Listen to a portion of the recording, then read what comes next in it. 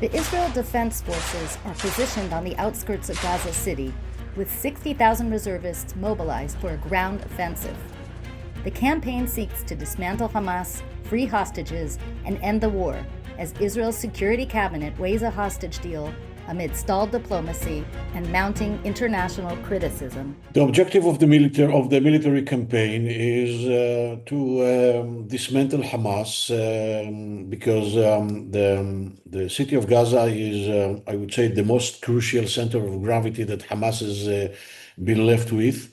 And the idea is to evacuate the city on its entirely from citizens, and then to occupy the city and to give Hamas militants the chance to surrender or to be killed. About 1,000 Gazans gathered to demonstrate against Israel's military operation. 2 years after the massacre, the educated and professional people in the Gaza Strip agreed to demand the right to a new project. This was the demand of the war zone. However, with the threats of the Zionist occupation, attempting to occupy Gaza City, which is already full of displaced citizens from all the outskirts of the Gaza Strip. Many protesters framed their message as an appeal to the world, calling on the international community and Arab countries to intervene. We want to stop the war. The international community and President Abbas should intervene. The negotiating delegation, the Egyptian and Qatari brothers, should push as hard as they can to stop this war. The Palestinian people are facing an unprecedented military force with high dignity. We appeal to the international community and the oppressive Zionist forces to halt every movement, to stop the killing. Those who will go further will bear the legal, human, and historical responsibility for the blood that will flow in the land of Gaza. Life in Gaza is completely destroyed, and all of this destruction is a disgrace on the face of the international forces and the whole world, including the Palestinian leadership. We call on the Arab countries, the Islamic countries, and we call on the whole world, and we call on the human rights and civil society organizations, and we call on Trump to stop this fierce war that has broken humans and non-humans, a war that has been ongoing for 22 months without a ceasefire, and we call on Egypt, Qatar, and all the countries concerned for a ceasefire, and we call on the oppressive Zionist leaders to stop this fierce war. Professor Kobi Michael, a senior researcher at the Institute for National Security Studies in Tel Aviv, says these protests are not expressions of support for Israel. They are appeals to end the war and prevent further displacement. It is an important protest, but it is very marginal. It is still very marginal because the vast majority of the Gazans believe that Hamas will remain on its feet. This is our problem, that Israel has not succeeded yet in convincing the local population that Hamas is not an option anymore. And this is the reason that now Israel is much more serious, and this is the reason that Israel is very determined now to accomplish the mission and to occupy Gaza and the entire Gaza Strip if there is a need to do so. And I think that as long as the local population will not be convinced that Hamas is not an option anymore, the protests will remain contained, will remain marginal, not significant enough. According to Prime Minister Netanyahu, the goals of the war are to dismantle Hamas and return the Israeli hostages home. I think that that we have to take into consideration that such a campaign will last something between 4 to 6 months in order to accomplish the main, I would say, objectives.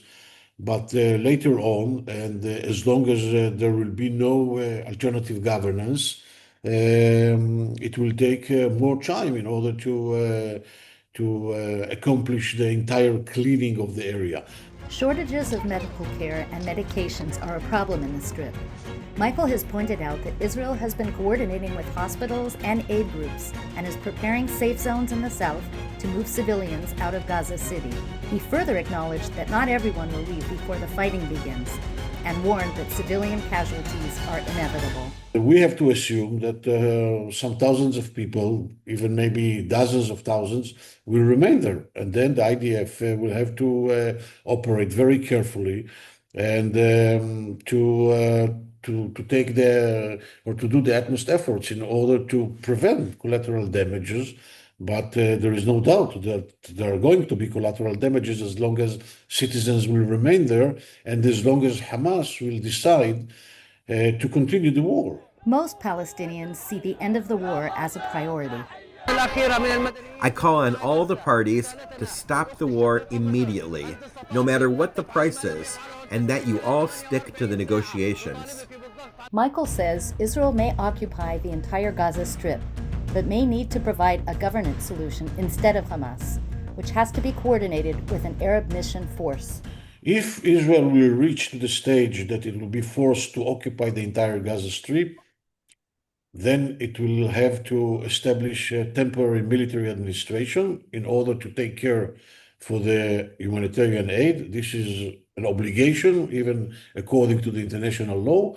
And I think that this military administration will last something like 2 to 3 years, and it will withdraw on a gradual manner from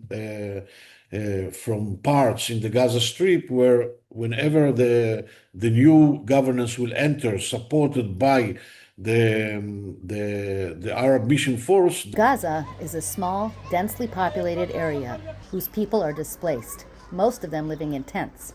And according to Michael, Hamas has been taking advantage of this chaotic situation. I think that in a historical and comparative perspective, this is the most urban, the most complicated and difficult urban warfare that humankind has been experienced. Any comparison to Iraq, to Afghanistan, to Syria is a very bad comparison, okay? Because we are talking about the most fortified area in the world. This is a very small place, but a very high densely place.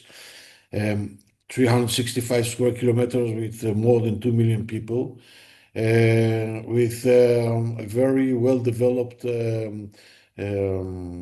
tunnel networks of more than 700 kilometers, where Hamas is deeply embedded in the civilian society, where Hamas is a very extreme religious, radical, violent, and murderous organization that does not care to sacrifice its own people for the sake of its objectives and ideology.